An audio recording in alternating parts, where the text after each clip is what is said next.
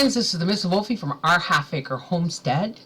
Today is July 15th, 2016, and it is 6:08 a.m. in the morning. Now, I want to thank everybody for the wonderful response to my quick recovering of my old wedding quilt. I was of two minds whether I was even going to show that video, because I've done quilt recover jobs before. The last one was Papa's. But I mean, every quilt's different and every quilt has a story, and you know, I don't know what you folks like to see, so I just thought I'd share it. I have some other projects on the go. One of them is today I'm actually making and canning dog food, because I went through my freezer and it turns out that the paper, somebody warned me that the paper I was wrapping my meat in wasn't necessarily going to protect the meat, even though I had wrapped some of it first in parchment and then the papers. But live and learn, and then get loves when it blows up in your face, because it did. So I have 2 canners full of freezer burnt meat, and I'm turning it into dog food because waste not, want not, right? And Gracie's worth it. So there's that. Somebody asked if I got any more work done on my wool shop quilt. Yes, I have. It's about 1/4 quilted. That's something I just have to be able to sit down and spend hours doing, which I just may do today. No, I won't do today. I'm canning dog food today. See what I mean? But it's one of those rainy day kind of things where you put on an old movie and you sit down and you quilt, and it's a place of, it's almost a time of personal meditation for me. So that quilt I'm not going to rush. I'm just going to do it when I can, because it's going on my wall. It's never going to get given away. It's never going to get sold. It's going on my dining room wall, because it's a piece of my childhood that I've brought to life for me to look at. The quilt for my son Arthur, the one where I took pieces out of the quilt his grandmother made him when he was 1, which means it's 28 years old, this quilt. I have taken, I salvaged some blocks out of that and I'm re-putting them into a new quilt. That has to be done by Christmas, I hope. I'm hoping I can have that done by Christmas. I also have to redo one of Briar's old quilts. So I don't always have new quilt projects, because I've got so many ones that need recovering and repairing. But I do have one that I am going to share with you, that an owner of a local antique store, when he was sold the business, it was going to be, I don't know what the business was going to be after that, but I used to pop in there on my lunch hours when I worked in Wakefield, and he had this quilt that had a family name on it. There was a tag on it that said comes from the family of. And the quilt's easily 100 years old. And how do I know? Because it's a crazy quilt, and some of the patches on it are dated 1911. I think 1911 or 1916. Now, when he closed that store, he gave me the quilt. And I was ecstatic. Now, this is a really old quilt. It looks like there's a sweater liner kind of thing. And it is a quilt in the real old tradition of, it was quilted and then the patches were crazy quilted, or they were crazy quilted and then it was quilted. Either way, it's dated. And there was one corner on it that had come unraveled that I wanted to repair, and I didn't want to wash it because it's heavy, but I don't know what it would do in a washing machine. So when I brought it home, I rolled it up. You know how you roll up a sleeping bag? I rolled it up really, comfortably tight. And I put it in a 5-gallon bucket. And I took water from the rain barrel. And I just kept soaking it and pouring the water off. And soaking it in this bucket and pouring the water off. And for the first 5 or 6 soakings, the water was the color of tea. And then I got Howie to help me hang it on the line and let it dry. Now, since then, I had put it in a bin, a Rubbermaid bin in my closet until I could get to fixing it. And unfortunately, a mouse got into my Rubbermaid bin and ate a hole through it. So I'm kind of stuck whether I want to find fabric, a heavier fabric like wool or whatever, because it's a heavier quilt, from the early 1900s to restore it, or if I should add a new patch of wool from now, even though the fabric I have now of wool is probably 40 years old.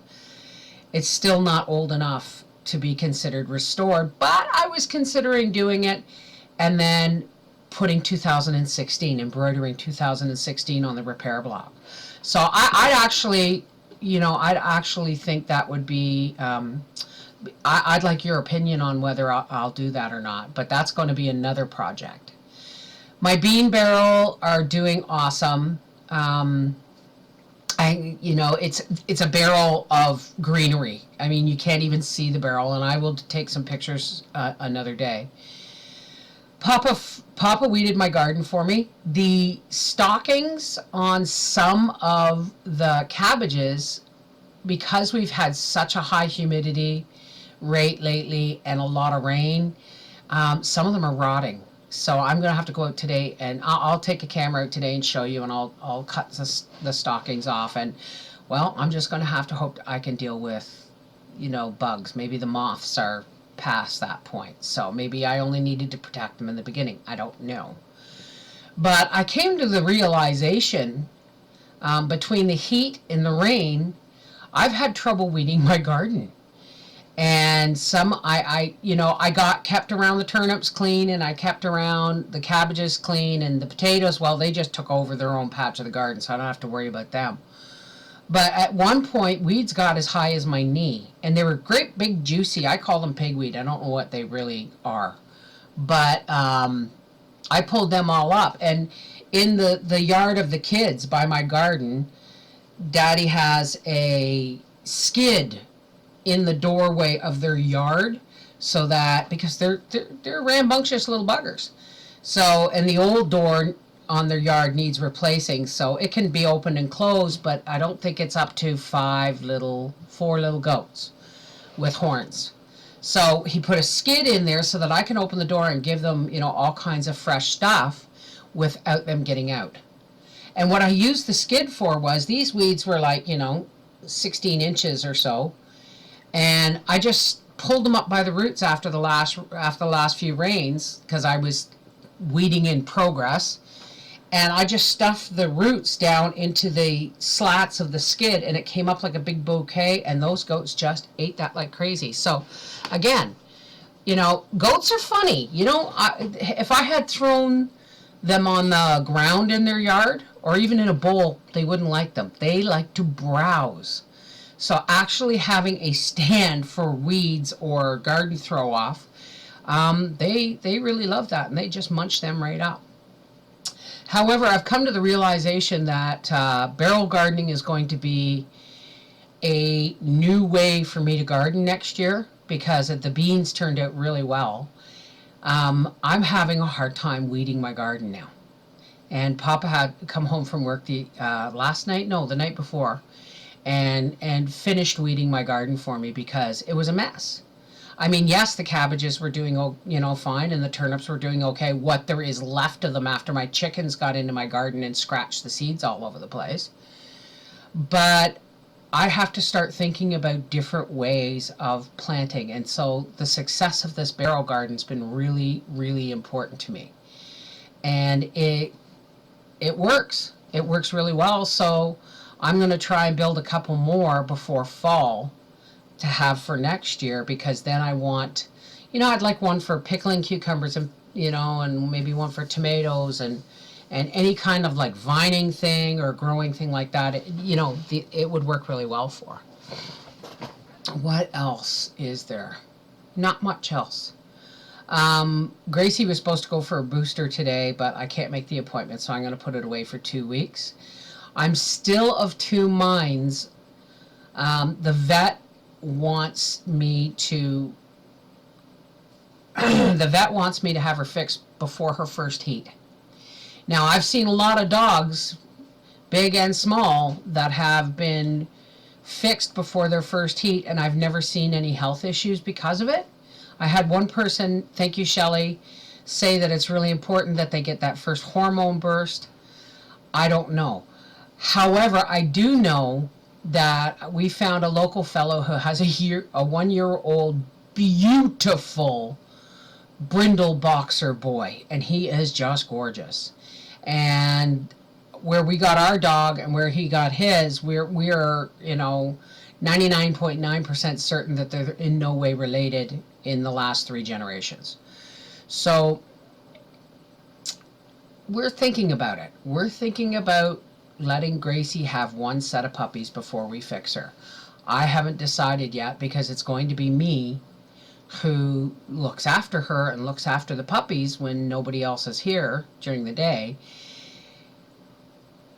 And that might be too much for me.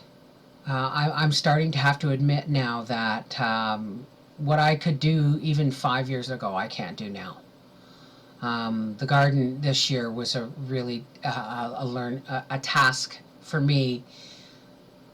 It was a humbling experience for me to know that I'm slowing down. I'm slowing down, and physically I can't bend and I can't weed, and that's why the barrel gardens are so important.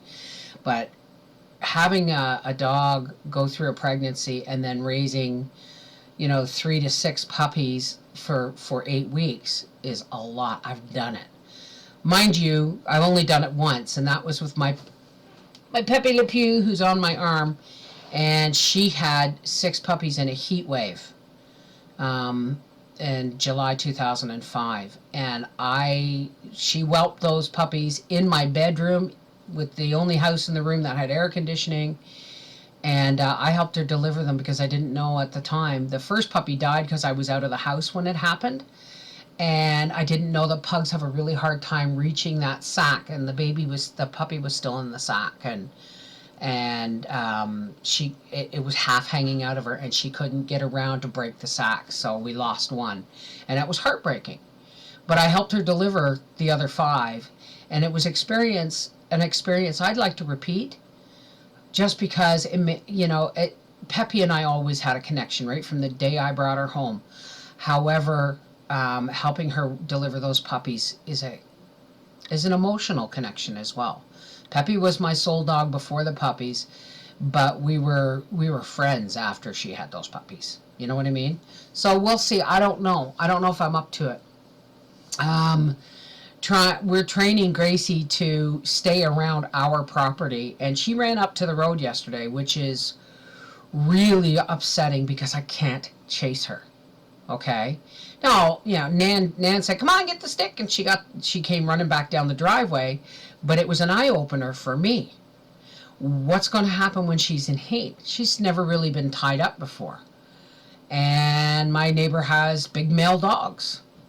So do I really want to deal with a dog in heat?